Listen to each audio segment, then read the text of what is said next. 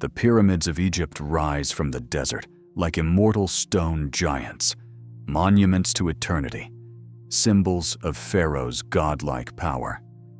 They are celebrated as wonders of human achievement, testaments to genius, engineering, and ambition.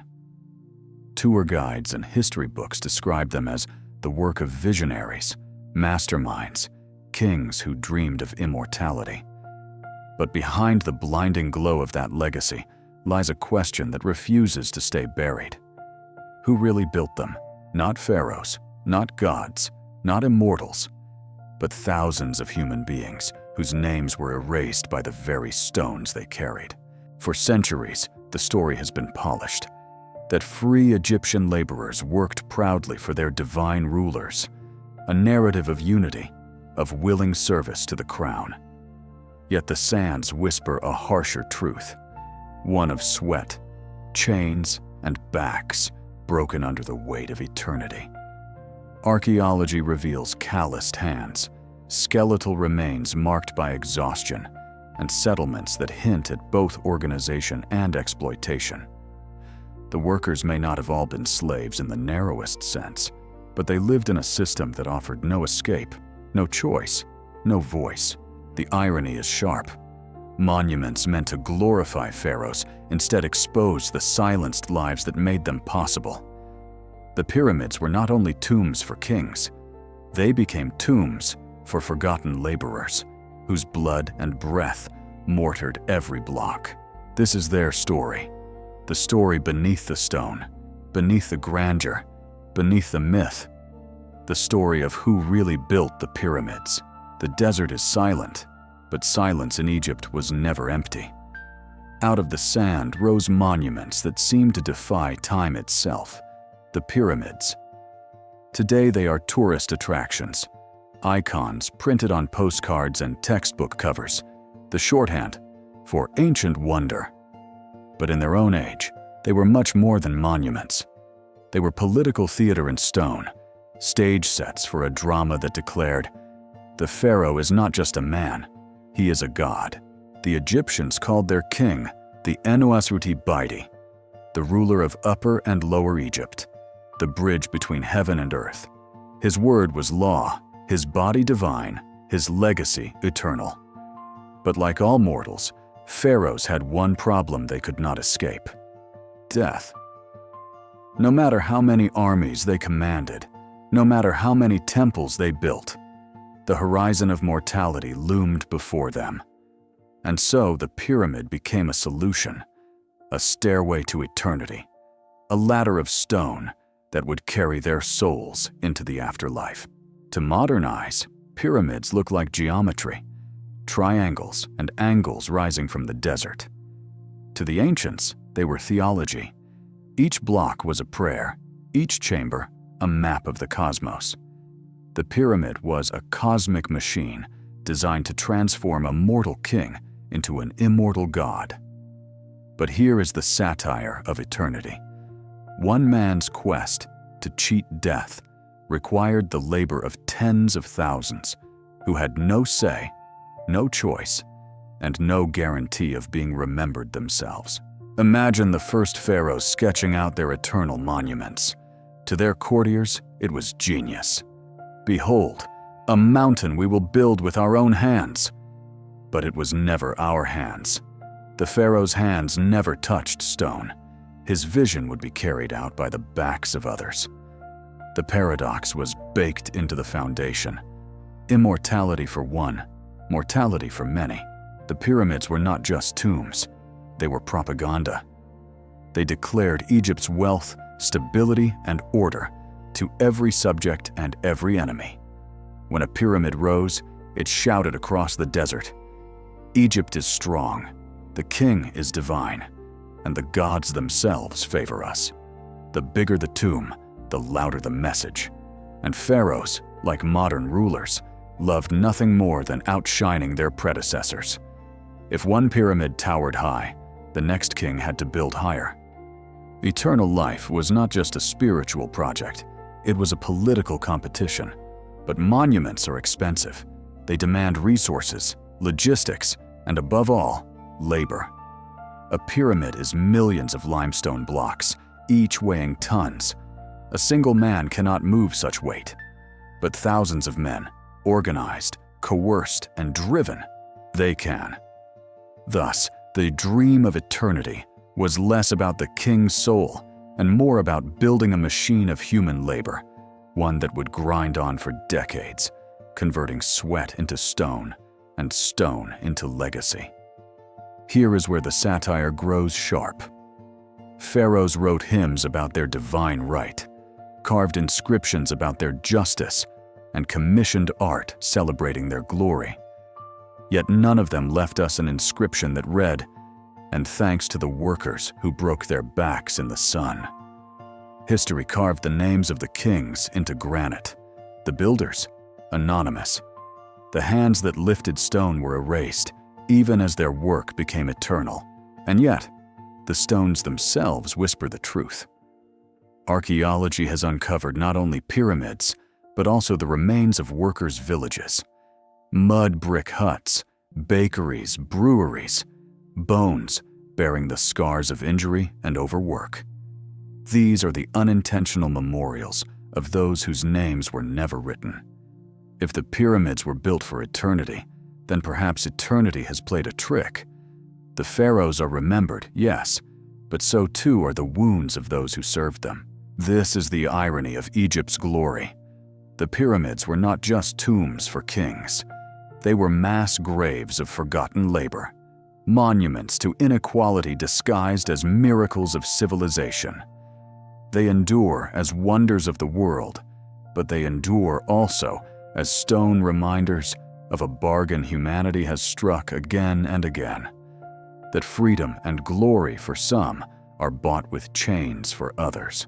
The pharaoh dreamed of immortality. He got it. But he didn't get it alone. His eternity was mortgaged against the lives of thousands who would never see their own names carved in stone. And so when we stand before the pyramids today, awed by their size and mystery, we are also standing in a graveyard of invisible histories. The pyramids were not accidents. They were not built by aliens, nor were they miracles dropped from the heavens. They were machines, colossal machines, made not of gears or wheels, but of people. Egypt's glory was engineered through a human engine, fed by grain, sweat, and fear. To imagine this machine, picture the Nile Valley in the Old Kingdom. Every year the river flooded, drenching the fields, depositing black silt that gave life to Egypt. For farmers, this flood meant the land was too wet to work for months. But to the pharaoh, it meant something else. Free labor. Tens of thousands of peasants, idle in the agricultural off-season, could be conscripted into royal service. And so the machine churned. When fields slept, people built. The workers who trudged toward Giza were not a single faceless mass. Archaeology shows layers of labor. There were skilled masons who cut limestone with copper tools, carpenters who fashioned sledges and ramps, bakers and brewers who fueled the workforce with bread and beer. There were overseers who shouted orders, and scribes who recorded every loaf, every jug, every back bent under stone. And then there were the unskilled. Peasants pulled from villages, conscripts with no choice, bodies to move blocks because someone had to. Egyptologists now debate, were they slaves in the brutal sense, chained and whipped? Or were they a labor tax, peasants forced into service but fed and housed by the state? The answer is complicated, and perhaps deliberately so. The pharaoh's propaganda wanted obedience, not rebellion. To call workers volunteers was convenient. To treat them like property was reality. Their names are lost, but their bones still speak. Spines crushed, knees deformed, arms scarred from endless hauling. These were not men free to walk away. These were men bound by a system where Pharaoh's word was iron. The machinery of labor reached far beyond the pyramid site. Quarries in Tura and Aswan sent massive stone blocks floating down the Nile. Farmers grew the grain to feed the workers. Herdsmen raised cattle and goats to supply meat for festivals that kept morale alive. Breweries turned barley into beer, gallons consumed daily, because beer was both rations and anesthetic for suffering. Every corner of Egypt was tied into the pyramid economy. To build eternity, the entire society bent. Here lies the satire. The pharaoh declared himself eternal, but his eternity was built on a fragile bargain. Keep the workers fed, keep the machine oiled, and the pyramid rose. Miss a harvest, lose a shipment, anger too many families, and the illusion of divine power could crack. The pyramid was not just stone, it was a performance, and performances can fail. But the system endured for centuries. Why? Because it was wrapped in ideology. Workers were told they were serving the gods, building stairways for the pharaoh who would protect their afterlives in return. The toil was painted as sacred duty, a cosmic tax. Religion sweetened the chains. If the pharaoh was divine, then laboring for him was laboring for eternity itself. And so the machinery of labor was not only physical, but psychological. Still, cracks appear in every system. Graffiti left by workers, scratched into stone blocks, reveal teams with names like the Drunkards of Menkaure or Friends of Khufu. These jokes were tiny rebellions, proof that even while building monuments of obedience, workers carved out spaces for their own identity. They were not faceless shadows. They laughed, cursed, and endured. And yet, the grand paradox remains. The greatest wonders of Egypt, celebrated as miracles of human ingenuity, were also monuments to human exploitation. To admire the pyramid without remembering the hands that built it is to admire a machine without hearing the grind of its gears. The machinery of labor is Egypt's real legacy. Not just the blocks, but the system that made those blocks move. A system of coercion, ideology, and hierarchy so powerful that men gave decades of their lives to a monument that was never theirs. Pharaohs dreamed of eternity. The machinery made it possible. The cost was silence. Silence of names, silence of voices, silence of lives ground beneath stone. When tourists gaze at the pyramids today, they see silence, empty desert, wind, and stone. But in the shadow of those colossal monuments once stood bustling villages, alive with noise, smoke, and sweat. Egypt's workers left not only scars on their bones, but also ruins of their homes, their bakeries, and their lives. These villages are the forgotten cities behind the eternal tombs. Archaeology has uncovered these settlements, rows of mud brick houses, storage buildings, breweries, and bakeries. This was no temporary camp. This was a system. The pyramid builders were not free citizens living in marble villas. They were conscripts, housed in cramped dormitories, often 20 men to a room, sleeping on reed mats. Their world was dust, heat, and exhaustion. Food was the lifeblood of the labor force. Rations of bread and beer were delivered daily, not as luxuries, but as survival. Bones found at Giza suggest the workers were given meat, cattle, sheep, and goats, perhaps to maintain strength, or perhaps as a bribe for loyalty. But their bodies also show the truth. Arthritis, malnutrition, and overuse injuries carved into joints and spines. Whatever the propaganda claimed, their diet was not kindness. It was fuel for a machine. The villages were organized with military precision. Overseers monitored work crews. Scribes recorded ration lists. Guards enforced discipline. The graffiti found on blocks, the Friends of Khufu, the Drunkards of Menkaure, suggests that workers were divided into competing gangs, turning toil into a grotesque competition. It was a system designed not only to extract labor, but to bind men together in duty and rivalry. Daily rhythms followed the stone. At dawn, men marched to the quarries or the pyramid site. Copper chisels cut limestone. Wooden sledges dragged blocks across mud and sand. Teams shouted in rhythm to haul stone up ramps. At night, the men returned to dormitories where bread ovens glowed and beer jars frothed. There was laughter, but also silence. What could a man say, knowing his life was being spent building a tomb that would never belong to him?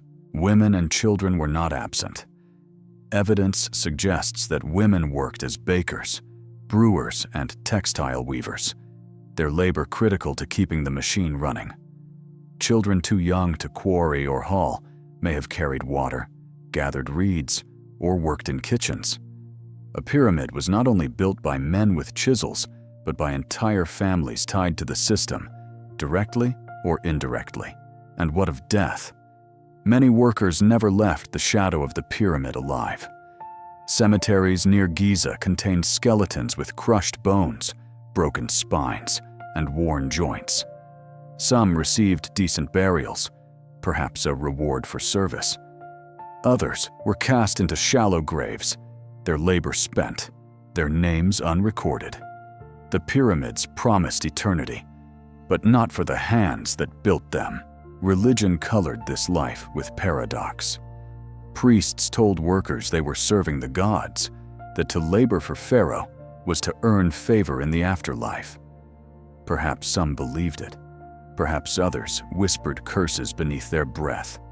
The temples glowed with incense and hymns, but the villages echoed with coughs, groans, and the shuffle of men too tired to dream. The satire of these villages is sharp. Egypt built monuments of stone to honor eternity, yet the living world that made them possible was built of mud brick, fragile and forgotten. The pyramids still stand. The villages crumbled into dust. But in their dust lies the real story, the sweat that turned visions into reality. Even today, the ruins whisper. Here were the kitchens where bread was baked by women whose names are lost. Here were the beds where men collapsed after days of hauling. Here were the tools worn smooth by hands that trembled with exhaustion. The pyramids were not miracles. They were built on villages of suffering. The grandeur of pharaohs survives in stone. The humanity of workers survives in fragments. And yet, perhaps that is enough. Because in every collapsed wall, every broken pot, every scratch of graffiti, the workers left their defiance. We were here. How does one man command tens of thousands to spend their lives hauling stone for a tomb they will never enter?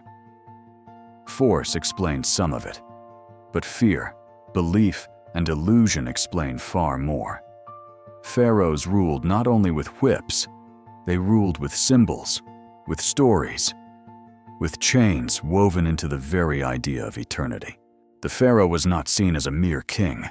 He was a god on earth, Horus in flesh, the bridge between human and divine. To serve him was not simply obedience, it was worship. Priests told workers that lifting blocks for Khufu or Khafra was not just labor, but a sacred act, a down payment on their own salvation. In temples, hymns praised Pharaoh as the Eternal One, his pyramid described as a stairway to heaven. Who would dare resist building heaven itself? Propaganda carved itself into stone. On temple walls, pharaohs were always taller than their subjects, smiting enemies, receiving gifts from the gods. In reality, men with broken backs dug the foundations. But illusion was everything. By making his monument eternal, Pharaoh made his power eternal. Even the design of the pyramid was ideology. Its shape mirrored the rays of the sun, a colossal geometry of divine order. To drag a stone was to drag light into form. Workers may have cursed, but priests framed the labor as destiny. "You are chosen," they may have said, "to raise the sun for all eternity." It was a cruel brilliance, oppression disguised as honor. Fear also enforced obedience. Overseers carried sticks, guards patrolled villages, punishment awaited shirkers. Whispers of revolt could mean lashes, prison, or death. Yet the strongest chains were not iron, but ideas. The belief that Pharaoh was divine, that refusal was sacrilege, that their lives, however broken, could find meaning in obedience. The Pharaoh's illusion was so powerful that even after death, it lingered. Generations looked at the pyramids and saw not a grave of exploitation, but a miracle of unity, a nation bound by faith. The victims became invisible, their pain absorbed into the smooth facade of stone. And here lies the satire of Egyptian power. Pharaoh promised eternity to himself, while selling fragments of eternity to his subjects. He built stairways to heaven with other men's broken bodies. He carved his name in stone, while erasing the names of those who carved it for him. The pyramids are remembered as monuments to glory, but they were also monuments to illusion. Illusions so persuasive that men surrendered their strength, their freedom, even their lives, to uphold them. Pharaoh's true genius was not in architecture, but in control. The ability to convince the living to build tombs for the dead and to believe it was holy. The greatest pyramid was never the stone one rising on the Giza plateau. It was the pyramid of belief, invisible but enduring, holding millions beneath its weight for centuries. Every stone lifted onto a pyramid carried not just weight, but the price of human lives. The desert was a merciless overseer, harsher even than the guards with their sticks. Beneath the glowing sun and endless horizon, workers gave their bodies, their health, and often their very breath to the pharaoh's dream of eternity. The archaeological record whispers their story. Excavations near Giza have uncovered simple graves of laborers, shallow pits filled with skeletons showing fractured bones, worn joints, and crushed spines. Some were hastily buried with jars of beer or bread, offerings that suggest fellow workers honored them even when Pharaoh did not. They were not embalmed in gold, not wrapped for eternity. They were laid in sand as reminders that the pyramid consumed lives as fuel. Injury was constant. Imagine men dragging a multi-ton block with ropes cutting into their palms, feet sliding in sand. A snapped ankle, a crushed hand, a fall from scaffolding. Each injury could mean permanent ruin in a society where survival depended on labor. Some skeletons show broken bones, healed unevenly, proof that men were patched up and sent back to work, no matter the pain. Food rations kept bodies alive, but seldom strong. Bread and onions filled the belly, but gave little energy for hauling stone. Beer quenched thirst, but dulled exhaustion only briefly. Malnutrition left its scars, teeth worn, bones stunted, growth halted. Children conscripted to carry tools or haul baskets bore the same signs as adults. Lives used up before they began. Disease flourished in crowded barracks. Workers' villages near the pyramids reveal cramped huts, their walls blackened by smoke, floors scattered with ashes, dung, and broken tools. Water stagnated in storage jars, breeding sickness. Coughs and fevers spread quickly. In a desert where shade was rare, fever could kill as swiftly as a lash. And then, there was the desert itself. The sun scorched unprotected skin until it blistered. Sandstorms buried camps, choking lungs. Every mile walked with a rope or sled was a battle not just against stone, but against nature. What was the cost of Khufu's pyramid? History counts its height, 481 feet. It counts its stones, 2.3 million blocks. But it rarely counts the lives cut short, the backs broken, the children orphaned. For every block still standing, there may have been a man who fell. For every smooth angle, a woman left behind to mourn. The pharaohs' tombs gleam in tourist photos, symbols of eternity. But eternity was paid for in mortal currency. The pyramids are not just graves for kings, they are mass graves of the nameless, whose deaths were unrecorded, their lives considered expendable in service to a monument that would never bear their names. The desert holds their bones in silence. Yet if the wind could speak, it would not praise the pharaohs. It would tell of sweat and blood ground into sand, of voices swallowed by stone, of human lives traded for eternity's illusion. The pyramids were not just tombs. They were speeches in stone, monuments carefully crafted to tell a story, not of the people who built them, but of the kings who claimed eternity. Propaganda in granite, written across the desert sky. To the pharaohs, every block was a political message. The pyramid said, "I am divine. I am eternal. I am Egypt itself." Its sheer size crushed any possibility of doubt. When peasants gazed at Khufu's Great Pyramid rising beyond the horizon, they saw a mountain forged by human hands, proof that Pharaoh's power reached beyond life, into death itself. This was no accident. The pyramid's geometry, its perfect alignment with the stars, its dazzling limestone casing glowing like sunlight, were designed to project control and order. Egypt's rulers understood something every empire would later imitate. Monuments make memory. The workers who bled were forgotten, but the pharaoh's name endured. Even in antiquity, the propaganda worked. Visitors marveled at the Great Pyramid, calling it a wonder of the world. Greek historians, centuries later, praised its brilliance, but rarely asked who had hauled its stones. The pyramid turned suffering into silence, and silence into glory. The pyramid also served a deeper purpose. It erased alternatives. Egypt was not the only society with workers, farmers, and slaves.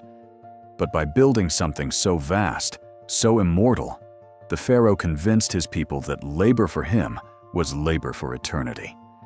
To resist was not just rebellion, it was to oppose the gods themselves. The irony, sharp as the desert sun, is that the pyramids have succeeded as propaganda longer than as tombs.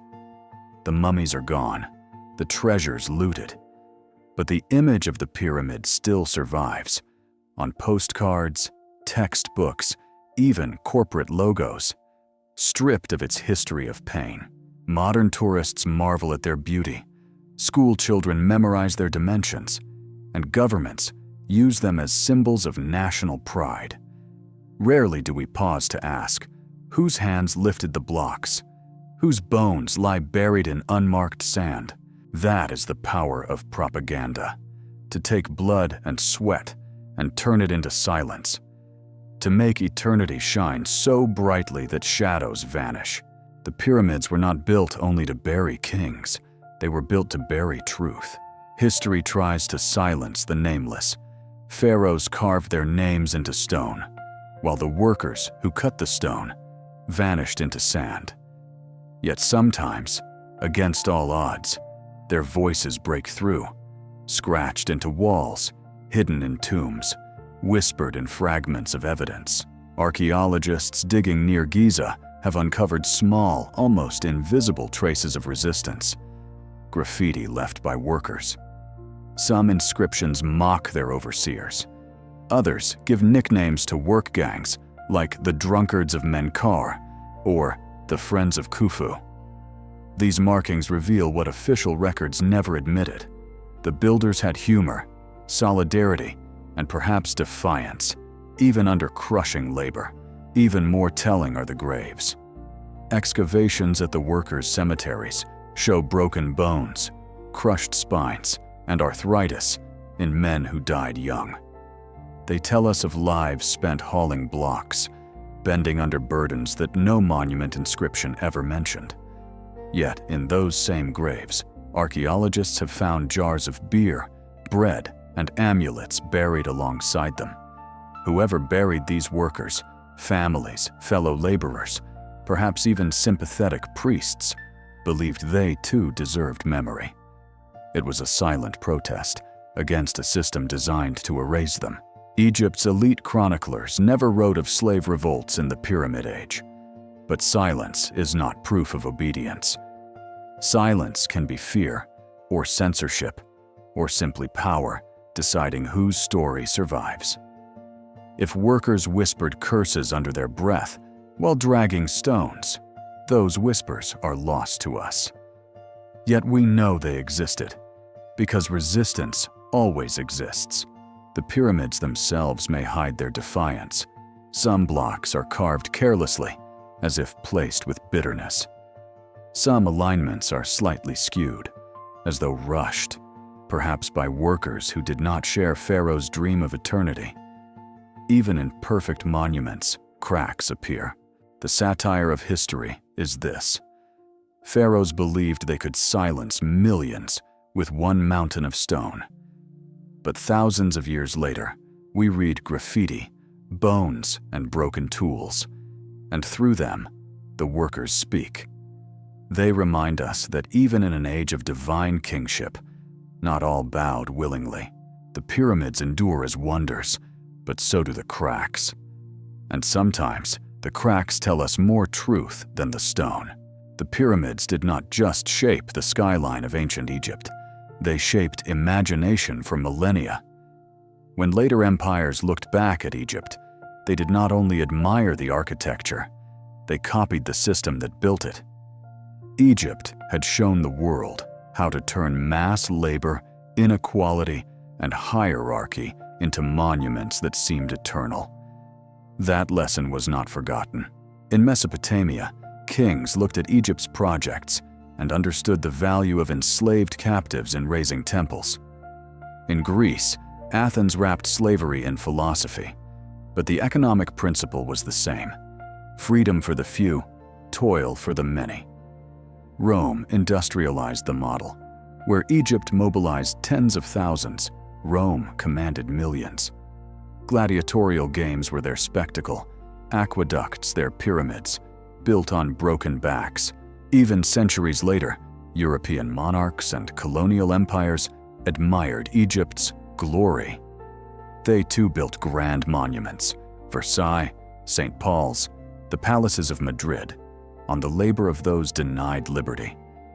And across the Atlantic, plantation owners invoked the authority of antiquity to justify their own chains. Just as the pyramids immortalized pharaohs, plantations enriched masters, while both erased the workers from memory. The irony is cruel. The pyramids became a symbol of genius, but also a blueprint of exploitation.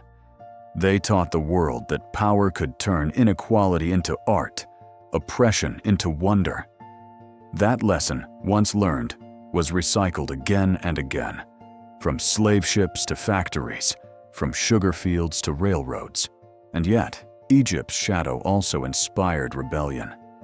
Enslaved peoples in every era remembered that the pyramids stood as monuments, not just to pharaohs, but to workers. If labor could build mountains of stone, then labor could also tear down empires. The Zanj in Iraq, Spartacus in Rome, the Maroons in the Caribbean. Each rebellion carried an echo of that first system, that first proof that chains could be broken. So when we look at the pyramids today, we see not just a past, we see a pattern. We see how the idea of greatness can disguise cruelty, how monuments can be both marvels and prisons. Egypt did not only leave us stone, it left us a script, one that empires kept reading, one that resistance kept rewriting. Today, millions flock to Egypt to gaze at the pyramids, the Sphinx, the temples of Luxor. Tourists arrive with cameras, textbooks, and a sense of awe. The monuments are marketed as wonders of the world, timeless symbols of human achievement. Yet behind the polished image of eternal Egypt lies a very modern paradox. The glory of the past is celebrated, while the lives that built it remain forgotten. Modern Egypt presents the pyramids as proof of national pride, a connection to greatness. The tourism industry polishes the stones with brochures, making pharaohs into celebrities. School books praise their vision. Museums display golden masks and statues. But in these narratives, workers vanish. The quarries, the scars on hands, the silent labor that made eternity possible. They rarely appear in the story. The myth persists that pyramids were built by genius architects, powerful kings, perhaps even by divine intervention. Tour guides gloss over the sweat of tens of thousands, their lives erased by marble myths. The workers are still invisible, just as Pharaoh intended. The irony is sharp. Visitors buy souvenirs of miniature pyramids, symbols of permanence. Yet the workers themselves were treated as disposable, their lives less lasting than the stones they lifted. The paradox of Egypt is not only ancient, it is alive in the way we remember. And in this forgetting, modern society repeats the same habit, celebrating monuments while ignoring the labor beneath them. From skyscrapers in Dubai to stadiums built for global spectacles, the pattern continues. Architecture as glory, workers as shadows. The pyramids may be ancient, but their myth is modern. What Egypt teaches us today is not just history. It is memory, and how easily memory can be polished, branded, and sold until the chains that once built greatness are no longer seen at all.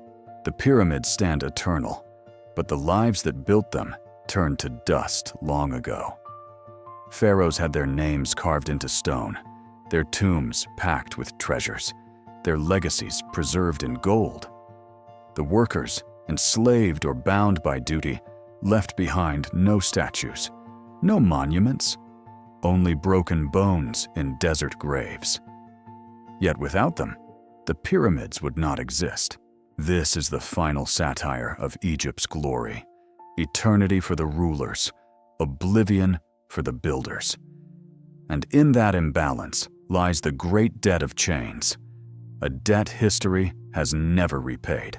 For centuries, the world admired the pyramids as miracles, proof of divine order or genius leadership. But what they truly prove is how far human ambition can go when fueled by the suffering of others. Greatness built on chains may dazzle the eye, but it leaves a scar on the soul. Egypt's lesson is not just about slavery in the past. It is about the danger of forgetting. Modern nations build monuments of steel and glass, towers that pierce the sky, stadiums that host the world. Yet even now, workers labor in silence, their names lost, their sacrifices erased in the glow of national pride. The pattern is ancient, but alive. The pyramids remind us of two truths. First, that chains can build wonders. Second, that wonders built on chains are never truly free. The debt of eternity lingers still. We walk among ruins and marvel, but the real inheritance of Egypt is a question. Do we still build our monuments on the backs of the forgotten? The answer will decide whether history repeats itself, or whether we finally break the cycle of glory built on chains.